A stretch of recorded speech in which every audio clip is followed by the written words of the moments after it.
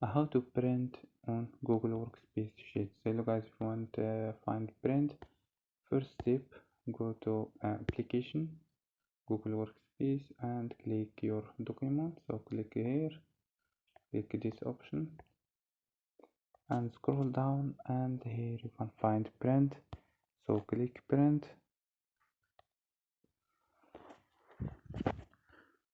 and this is save as PDF. You can click all printers.